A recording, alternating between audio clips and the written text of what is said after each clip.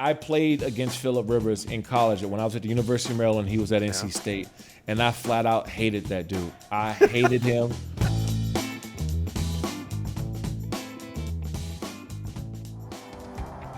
Hey, when was the last time you seriously considered your dreams? I mean, come on, you used to think about them all the time. What happened? I say it's time that you and your dreams got back together. I mean, think about it. You could live the van life in a totally customized Mercedes-Benz Sprinter. You could tour all 423 national parks, build a mountain cabin with your dad, or even start up your own business. Really, whatever you want to dream up. And it's a Mercedes-Benz van we're talking about here, kids. So expect innovative safety features like crosswind assist and blind spot assist. Expect amazing performance and reliability with an MBUX voice command system, a 5-star dealer network, and an available gas engine. It runs like, well, a dream. So what do you say? Head to the Mercedes-Benz dealership and get that Sprinter van. Tell them your dream sent you.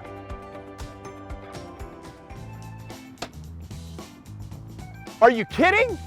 It's just hanging there. Oh, sorry, that's not important. Hi everybody, what's up? Trey Wingo. Welcome into another episode of Season 5 Half Forgotten History. As you know by now, we're partnering with my good friends at Mercedes-Benz Sprinter Vans for Season 5 because they help dreams come to life, much like all the athletes I talked to saw their dreams come true on the football field. Listen, Mercedes-Benz Sprinter Vans have helped my dreams come true. I can fit an eightsome in that thing. Get them to the golf course, get everybody to the tailgate, or just get people out of the house. Listen, whatever your dreams are, Mercedes-Benz Sprinter Vans can help bring them to life. This week's guest is former NFL standout linebacker Shawne Merriman, who burst onto the scene his rookie year and then found out the guy he hated in college, was actually a great, gosh darn it, teammate. Enjoy, Shawne Merriman. All right, Shawne, the year is 2055, and people are going to look back and say, what was Shawne Merriman's career in the NFL? What would you tell them? It was explosive. You know, I had a great start, man. Just coming onto the scene the way I did my rookie year and kind of becoming like a national platform. You know, you get drafted early on, but you don't expect most guys to come out and have the career early as I did. And then, people always bring up, the injuries and so forth or whatever. But, man, look, it's part of the game, and I see some of the best athletes kind of take that downward spiral after they have a couple injuries. It becomes a part of it. Yeah, it's interesting. You were drafted 12th overall in 2005. By the way, in the golden age of Maryland football, let's be clear, you come out 12th overall in 2005. Vernon Davis, first-round pick the next year. But it's interesting because back-to-back picks in the 2005 draft, DeMarcus Ware goes 11th overall to the Dallas Cowboys. You go 12th overall to the then San Diego Chargers. That's a pretty good back-to-back selection process in terms of getting hits in the NFL draft. Well, you know what's funny? I thought I was going to the Cowboys. Really? Oh, yeah. So I went out. I took my visit, pre-draft. They brought out, I think, their top 15 to 20 guys or whatever it was. So I'm sitting down there, and I remember, just Pac-Man and Travis Johnson and just all the top guys, top 15 guys in the locker room. And so I'm just hanging around, meeting everybody for the first time. And next thing I know, someone comes and get me from upstairs. They come in the locker room and they say, hey, Jerry Jones and Bill Parcells want to see you upstairs. So I say, okay. First I started thinking what the hell did I do wrong? I'm like 20 years old at the time. There was a lot of wrong that I was doing. So I'm like, okay, what in the hell did I do wrong? So they called me upstairs and I went up to the office and, I don't really get intimidated by anything or anybody, anything like that. But, I'm tight in the office with Bill Parcells, Big Tuna in front of me, and Jerry Jones kind of sitting on the table next to him. And so they basically told me, in other words, that we don't think you're going to be around the 12th pick. We think you're going to go somewhere in the top 5, top 8. But if you are, we're going to draft you. So I'm sitting there my face is about to drop. I'm going to be a Dallas Cowboy. Half of my family, because I'm from Prince George's County, Maryland, in the Washington D.C. area, they're either Washington football team fans or Redskins at the time, and or Dallas Cowboys. You were either one of the two growing up in my household. So I'm like, okay, cool. At least half my family's going to be cool with this. Other half's going to be pissed off. So the first thing that Bill Parcells tell me, he said, hey, we love your tenacity. We like how you get after it. When you get here, we're going to work your ass. That was his opening statement remark to me. So I got intimidated. I'm like, oh, damn. I don't know if I want to come here no more. Like, big tuna, they kind of trying to scare the hell out of me, which they did.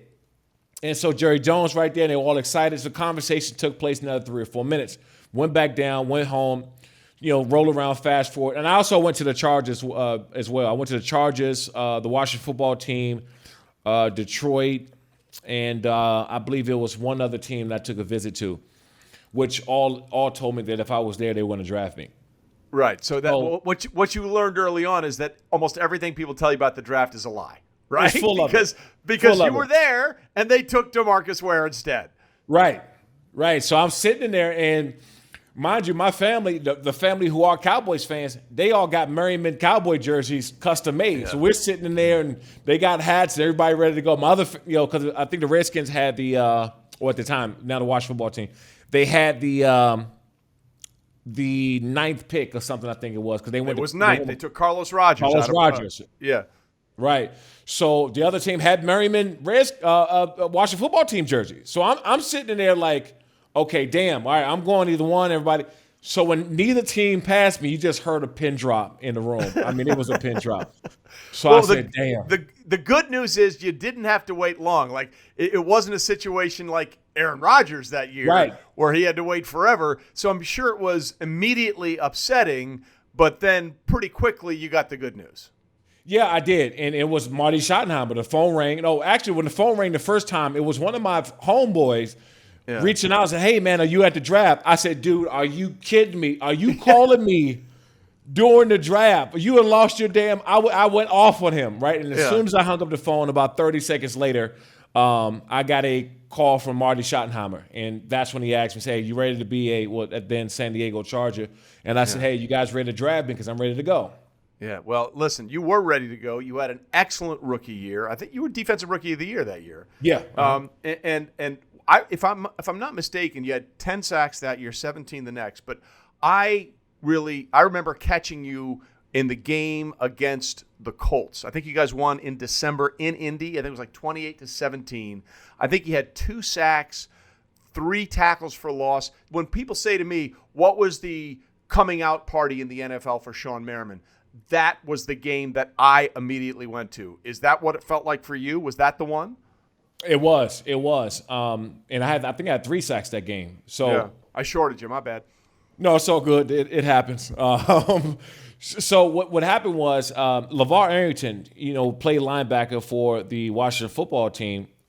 He told me, he was a mentor of mine in high school, and he told me a long time ago, he said, if you want to be known as a great player, you have to have great games against these great quarterbacks. And so when I was like a sophomore year in high school, that stuck with me forever. And right. I just knew that in order to kind of get on the map, to put yourself out there, to be mentioned up there with some of the guys who were the best to do it, you had to have a great game against the best players. So we got Peyton Manning. So all week, this is all I'm thinking about. I'm preparing, I'm watching. I'm like, man, I got Peyton Manning this week. I got to get after Peyton Manning. And after that game, I remember getting home, and I was watching all the highlights, and it was just everywhere. My phone wouldn't stop. And from that point on, it just steamrolled. So what's that like? Like when someone says to you, hey, this is what you have to do to be considered great, and then you go out and do it, like what was the first thing that went through your mind when you did exactly what someone told you to do, in other words, to be a great player? It was kind of like a movie, right? Because whenever you're coming in, if you're a freshman in high school, freshman in college, rookie in the NFL, you're always looking for like the respect of your older peers, right? You're always looking. I had LaDainian Tomlinson and Phillip Rivers and Lorenzo Neal, Nick Hardwick, and I mean the list goes on. I think Keenan McCardell was on that team. So you look at all these guys who've been around for a long time, and like you want the respect of them. And so I think after that game, it was more so like, man, this dude, he's that guy. He's the dude going forward. Yeah. And I also at that point, right before then, I started breaking down the team before the game, as a rookie. And so, those type of things were like a super big deal for me at the time. After that, you finished that season with 10 sacks. And then 2006 was the year that everyone thought this was going to be the year for Charger football, which it's kind of weird because I think you started You lost week 3 that year, but you finished up a 14-2. You're the number 1 seed in the AFC. You have 17 sacks. How did the first year and the success change your expectations for that second year in 2006? Well, it was different coming in year 2 because when I started out, I was blocked and schemed completely different. Like it was like World War III. It was I was getting hit all over the place and slide protection, wide receivers, tight ends coming in motion and blindside me. It was just crazy. So I had to go back to the drawing board and look and see what these teams are planning on doing against me. So I started to really not even look at the players as much. The players are secondary as opposed to the coach schemes and what they were trying to do against me. What didn't matter who was in front of me anymore because they had 2 and 3 guys sometimes. So I changed my mentality. And I'll never forget, talking to some of the we had a guy by the name of Steve Foley there at the time. Yeah. And so Steve Foley was around, and Randall Godfrey and Donnie Edwards. So I was picking their brain like, man, listen, what are they doing? And I started looking at formations, and I really got into film watching. And I always thought I watched film before, but not like I did then. I said, okay, if this is what they plan on doing to me from this point on, this is what I got to do. I started moving around and shooting certain gaps and knowing where I can pick and choose my spots on the field. And I got really smart as a football player. Yeah, it is interesting, right? You're good, and suddenly everyone wants to make sure you're not good anymore, and you have to make that adjustment that you're just talking about.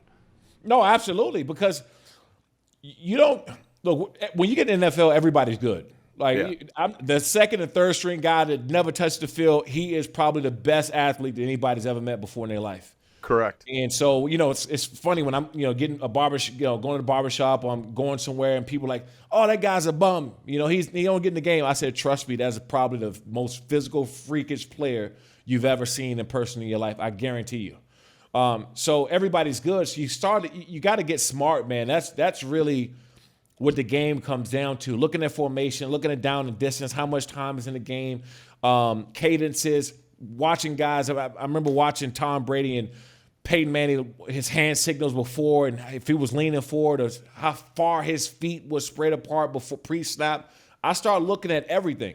Yeah, and so that season culminated with you guys being the number 1 overall seed. Expectations were high for you guys. You have the home game against the New England Patriots, and I remember late in that game when the Patriots knew they were going to win, they started doing the Lights Out dance. Man.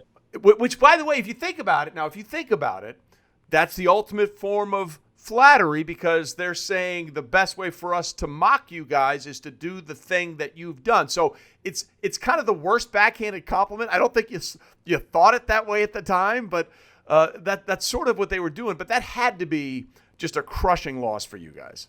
At the time, I didn't say it like that. I was so pissed off. I don't think I was that pissed off ever.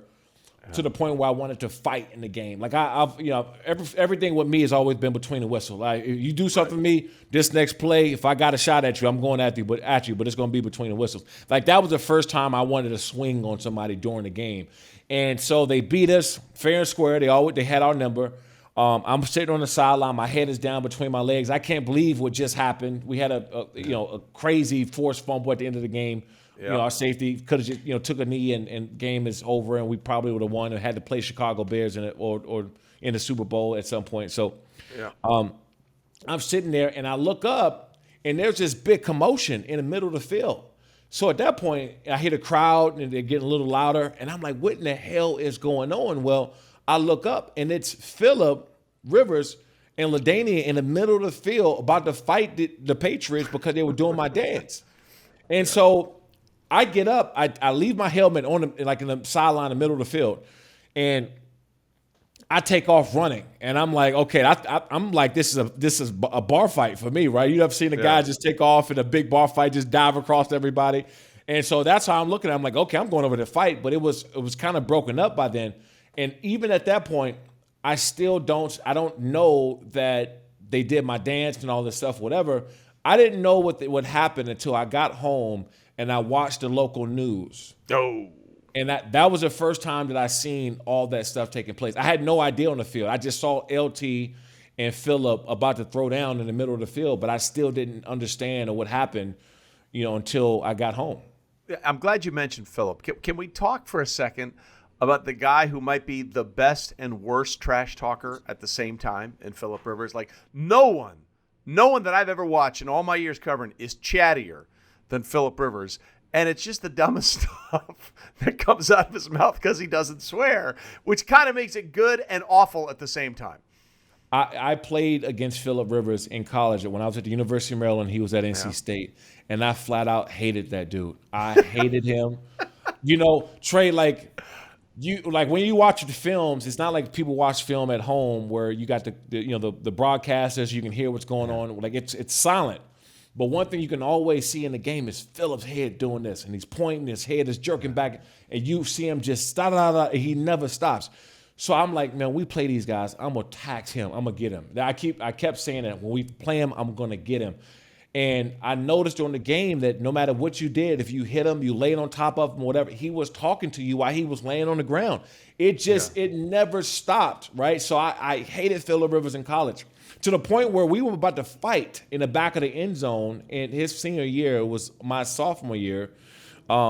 And I hit him. It was a game. At the end of the game, I hit him in the back of the end zone. As I'm getting up, he grabs my ankle and twists it. I push off of him. I do. Yeah. I pushed off of him and kind of pushed him down to the ground. He was upset.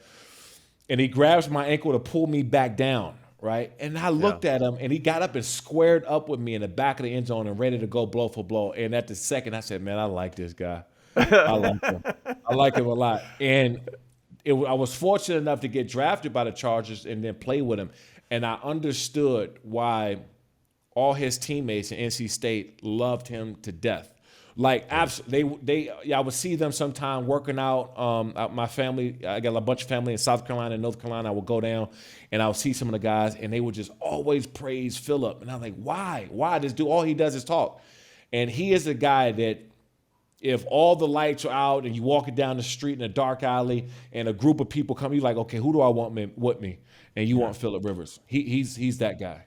He is not afraid. He probably should be at times, but he is absolutely not afraid. So the disappointment in 2006 gets a little better in 2007. You guys make it all the way to the AFC Championship game. You take down Peyton and company in that unbelievable game at the RCA Dome in the divisional round. But then you realize you're going to play the Patriots in their undefeated season with LaDainian Tomlinson banged up and Phillip Rivers doesn't have an ACL. What was the mindset of the Chargers going into that game? Like, hey, we got a chance to get revenge after what happened last year, but we could not be more banged up if we tried. We all were banged up. And Phillip, we didn't even know the severity of his injury until he went in to got a scope to clean his knee out so he can shave down whatever the part of the torn ACL that he had. We had no idea. Gates had a foot.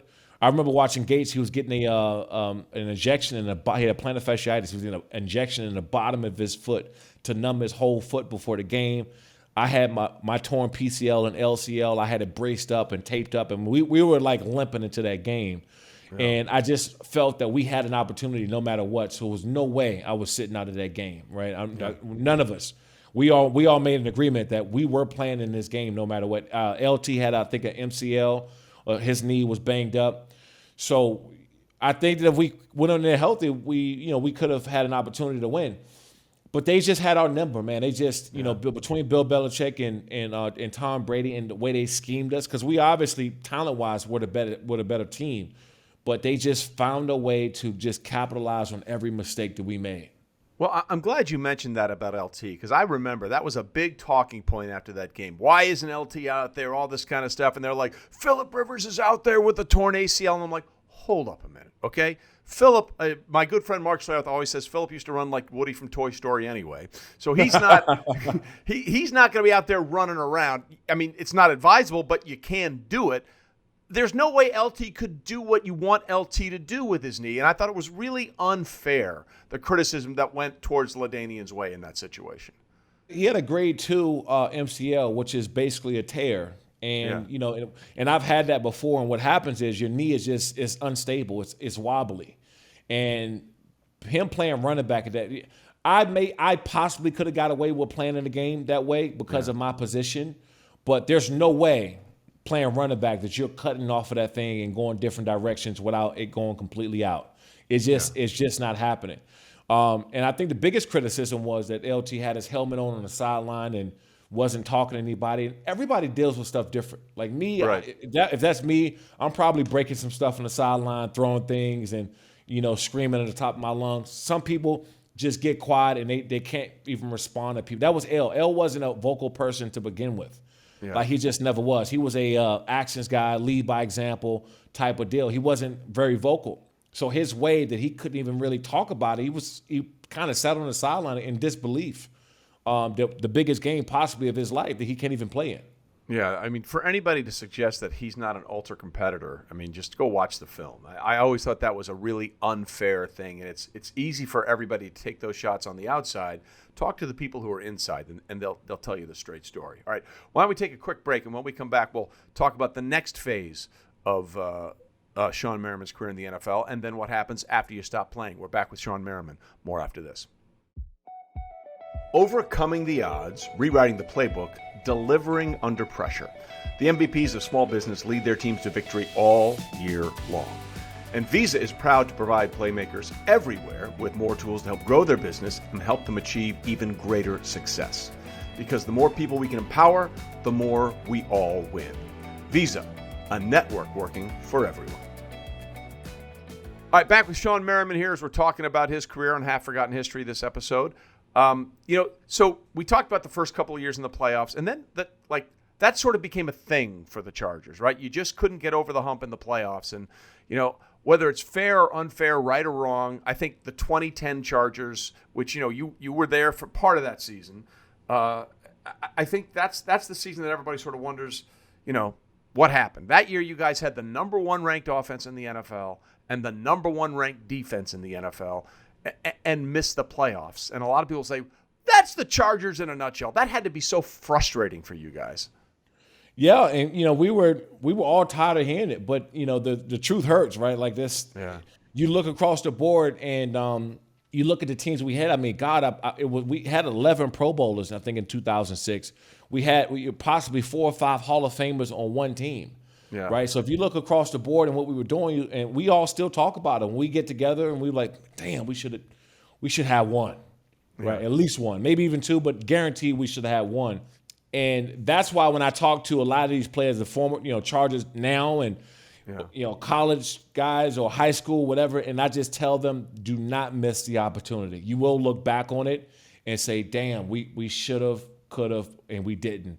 And that's something that we all, because we know how people put the emphasis on rings now, you know, how they, in championships. Like no matter what your stats are, what you did or record was, whatever, it doesn't matter if you don't have a ring, and we know that. And that kind of is the thing that stings the most. Yeah, well, 2 things for me. To me, I've always said, and I'm on record, a ring is a symbol of team excellence. It's not a symbol of individual excellence. So I'm not a ring counter in terms of what I think is the greatest and all that. Dan Marino doesn't have a ring. That doesn't mean I don't know he's not one of the greatest quarterbacks to ever play. But you're right. That's that perception out there, and it never goes away, right? You have to deal with that all the time. Oh, still to this day. And I remember when, I was coming towards the end of my career and I started doing a little bit more TV and I was doing some broadcasting stuff, and I'm just sitting up there on set with Deion Sanders and Marshall Faulk and Michael Irvin and all these guys with rings and jackets. And I'm like, I'm just sitting there on set. I'm like the Lone Star. I'm like, I want to say something, but I don't want to sound like I'm hating. I don't want to sound like I'm hating, but a little bit. I'm salty about this. And so that's when you really start to look back on like, damn, that would be the stamp on like a career for, you love the individual accolades. Those are great. But you ultimately, like you said, the perception is your greatness is by a ring. Even I feel the same way you do. Yeah, it's funny you mentioned TV. You came. I'll never forget this. I can't remember what year it was. It might have been 2010 or 2011. You came up and you were doing some TV with us. You did an episode of NFL Live with us. And we normally when we have a player come on, we do one segment with them and all this kind of stuff. And they were like, "Let's have Shawne on for the whole show." And I'm like, that's great, but we're doing this stupid game show segment. I think it was a let's make a deal or the Price is Right thing. And, I just kept thinking, what the hell is he thinking? Hey, we're going to do this fake game show. We want you to be a part of it, Shawne, as a player in the NFL. I was terrified that you were just going to be like, this is the dumbest thing I've ever heard in my life. Look, Trey, I did American Ninja Warrior, all right? That was the dumbest thing that I've ever done at 260 pounds. So doing the game show wasn't that bad. You know, I actually had a lot of fun, man. I love doing those type of things. Well, you did. You embraced it. And I was like, man, he's going to think we're just idiots. No, but you bought into it. So we appreciated that, because whenever you bring somebody in, you know, as a player to do a show, and it's not just a straight interview situation, you're like, are they going to think we're nuts? No, but I remember when the producer said, hey, we're going to have Shawne be a part of the Price is Right skit we're doing. I was like, man, you're crazy. But you bought into it. And I just so you know, to this day, I've always appreciated it, because you could have said, you guys are morons. And I would have said, you're right. No, I thought it was, honestly, man, like seriously, I thought it was cool. Especially now too, because we're seeing so much crossover with sports and then other like wacky stuff and game shows and content. And so I thought you guys were ahead of the curve by doing something like that. Look at that now. Look how many of these sports shows that are having these type of things go on. It's everywhere. You know, an artist is never appreciated in real time. That's all I'm saying. That's all I'm saying. Oh, yeah. All right. So now after this, you know, it's getting to the end of your career. And you know, for a guy that was so explosive and so tough, and to see this sort of thing unravel as quickly as it did, that's a hard thing to deal with. And people don't understand that, right? You guys in the NFL have always been uber competitors your entire life, and everything is geared toward being the best you can be. And suddenly when you can't be that best anymore, that's not an easy thing to handle. It was very tough, especially like you said before, when I had such early success in my career. Then I got the injury bug. I blew out my knee. I came back, in a year and a half or two later, I blew out my Achilles. Yeah. And so as a pass rusher, I was okay after the knee. I lost a little bit, but not really much at all. When I blew out my Achilles, it completely shut down anything I had explosive-wise coming out of my three-point stands or coming off of the line of scrimmage. It practically went away. And so for me, I started to watch film of guys blocking me that would normally, if I was healthy, if I was myself, that they would have had no shot in hell. And that's when I was like, you know, I was literally sitting in the team meeting room towards my last couple of games in Buffalo, and I knew automatically, I said, this is going to be it. And walking into the Jets game, they had Mark Sanchez at quarterback, and I knew that was going to be my last game, and that happened to be one of my best football games as a Buffalo Bill, because I wanted them to see this was the last. So if anybody ever cut on that film of that very last game I played, I mean, I had 7 or 8 tackles and two or three TFLs. I mean, I was all over the place. But I knew that was going to be it. And then that transition, I'll tell anybody, it's rough. I don't even care if you have 1,000 things lined up, in which I did. I mean, I had some TV jobs. I was ready to go and do some broadcasting. I had things with Lights Out. I was ready to go. I was ready to make that jump. And it was some days, Trey, that I got off set, or I've done doing whatever I was doing. And I was sitting around like, damn, is this it? You know, no more running out a crowd of 70,000 people and people watching you play on national TV anymore and texting you about the game, and that kind of just faded away. So it was a big adjustment. Yeah, there's never going to be any, like, you'll have success in other ways and it will feel great, but there's never going to be that moment, you know, that, like you just said, where there's 70,000 people going nuts because of something you did. And that's the hardest thing for anybody. No, 100%. And just, you can never replace that feeling, right? Yeah. Of that many people yelling your name and screaming your name, and you making a big sack or a big play, and you getting home and everybody's reaching out to you. Everybody wants to talk to you and stuff like that. And luckily for me, not too much of that part, because I had so much other stuff going on, kind of faded away. But you do get this sense of, okay, that's it. You go from you playing Pee Wee League to high school to college and the pros, and then somebody come and say, you know what, you're done. And it's no more. And there's no transition to what's next. And like I said, I had plenty of things lined up, and it just wasn't the same. It took me about a good year, actually, to even feel comfortable watching football again when I got done. Yeah, it's so abrupt. You're right. And The good news is, as you said, though, you have something that you are very involved in. We'll get to that and talk about a couple other things that I want to get your opinions on when we come back after this short break with Shawne Merriman on Half Forgotten History. No two dreams are the same, but there is one van equipped to handle them all. For over 120 years, Mercedes-Benz vans have been built, upfitted, and ready to go because we believe dreams should never stay that way. Because those who find their passion drive their passion. So you can stop following your dreams and start driving them. All right, back with Shawne Merriman for a little more on this Half Forgotten History episode. I wanted to get your thoughts on a couple of things. First of all, Marty Schottenheimer just passed away. He was the guy, as we said earlier, that called you and told you were going to be a Charger. I think he's arguably the most underappreciated coach in the history of the NFL because of the lack of a Super Bowl appearance and a Super Bowl win. But, he churned out wins year in and year out. As you said, he was the guy that drafted you. What are your reflections on Marty as a coach and as a man? He was just the ultimate person. I want to say coach, but he was the ultimate person. He was tough as hell when he wanted to be hard on you. I mean, tough. I remember one time we were in training camp and we were, I think, having the back-to-back practices. We were in the second week of training camp, and that's when your body started to kind of hit a wall, and you're like, man, your groins and your lower back, your hamstrings are hurting, your ankles and everything else. And he came up before practice. We were running a hitting drill, 9-on-7, where it was really a physical drill. And he tapped me on the back and he said, hey, just, take this off. You've been getting after it, So I'm like, man, coach, this is awesome. I don't have to hit today and do this and do that. I'm like, this is awesome. The next day we go out before practice. He comes up, he blows a whistle, and he throws me in the middle of the Oklahoma drill, like one-on-one with the lineman, smacked it. I said, hold on, yesterday you just tapped me on the back and told me that I didn't have to do this drill, and now you having me going one-on-one with the offensive linemen before practice even starts. And so for me, that was him. My rookie year, I had a big hit against Priest Holmes that ultimately, it was a big collision. He was practically out, for two commercial breaks. And I get up and I'm celebrating. I get on the sideline and Marty Schottenheimer grabs me by the face mask and he said, Shawne, that was a damn good hit. But don't forget that this guy's family and his friends are watching. This was smack data on the game. And so that was something that kind of, I went from here to here and I said, man, he's right.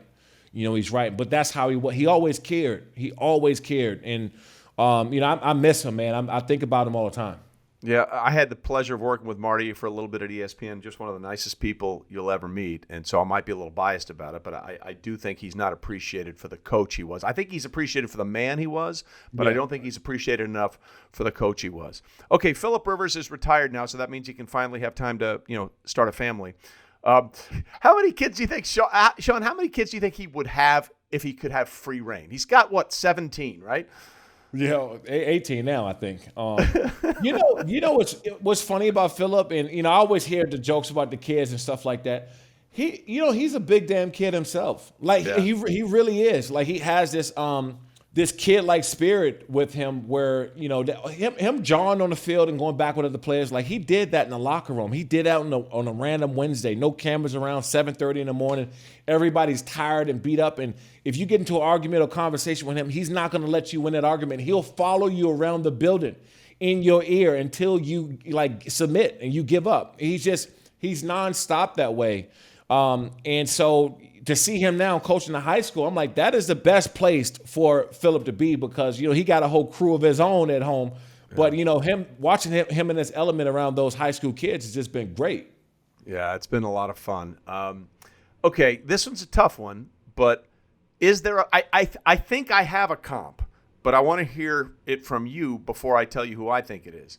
Give me a player in the NFL that you think, hey, he plays like I played. I would say Khalil Mack. I would say Khalil Mack. He was coached when he was with the Raiders. He was coached by my former coach, John Pagano. John Pagano was my position coach. Tremendous coach. When I was with the Chargers. And I remember when he went up there to Oakland, he called me like a few days later. He said, Lights, I got this Khalil Mack, he's you. I said, what do you mean? He said, this guy is the most relentless guy I've seen since you. And wow. From that point on, I watched, because I played in Buffalo, so obviously I knew of him playing at the University of Buffalo, whatnot. Right. But I just knew him as, just a really damn good linebacker that was going to go high in the draft. I had no idea that he has a potential Hall of Fame type of, he's going to have a Hall of Fame type of career. And I've been watching him. There's not a game to go by where I'm not watching Khalil Mack. I just love to watch him. That's a really good comp. Here's the one that I would have come up with, and I think I can't argue with that one. The first one that came to mind for me was Chase Young. Yes. Him too. Just the way he plays, it reminds me a lot of the way I saw you on the field. Chase, I mean, if you look at us neck and neck, stand by each other, same size, basically same height, everything across the board. And the scarier thing is his high school teacher was my football coach in high school. Really? Yes. So you always hear this thing like, oh, yeah, this guy's going to be next Shawne Merriman. I was hearing this since I left college, right? Every time somebody has a good year or some good games or whatever, they always say this guy's going to be the next whoever it is, right? Right. So after the 10th kid, I'm okay, yeah, all right, you see, no, this guy didn't pan out. He didn't do anything. My high school football coach, Bill Johnson at Frederick Douglass High School up in Marlboro, Maryland, he said, Shawne, watch this kid, Chase Young. Watch him in a couple years. Well, watch him now, but watch him in a couple years. So I got a chance to watch Chase Young from high school on through college and through the pros. And I'm not even surprised of what he's doing now because he was doing this exact same thing in high school. All right, we talked about the transition, and you have found something that you really like doing going forward. You're only 37. You know what I mean? You've been out of the league for 6-7 years, and it's like, hey, I'm still young. I got a lot of things I want to do. So tell us about what you're doing with the Lights Out Ultimate Fighting. Yeah, so we have Lights Out Xtreme Fighting. You can catch us now. Our fights are now on Fubo Sports. So all of our last 5 fights are on Fubo Sports. I kind of got into MMA before football when I was playing in 2005 or 6. And I grew up in Prince George's County, Maryland, around a ton of boxers. We had a ton of professional my uncle boxers and so forth. I got drafted by the Chargers, and MMA kind of just got on the scene. And Jay Glazer was talking to me, and he said, hey, I know you boxed growing up. Maybe you should look at trying some MMA out. So I said, okay, cool.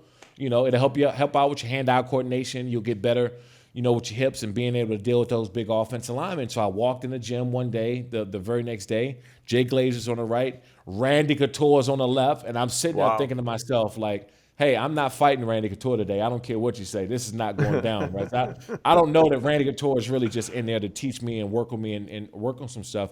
So that's where my love for MMA came just in 2006. Now, that makes all the sense in the world to me because I see how the MMA stuff would translate for you. But I remember Jay Glazer a few years ago brought in Matt Leinart, and he was going to say it's going to make him a better quarterback. And I was like, how? How? Yeah. Right? Like, you make him tougher, there's no question, but I'm not sure the mixed martial arts thing is going to make Matt Leinart a better quarterback.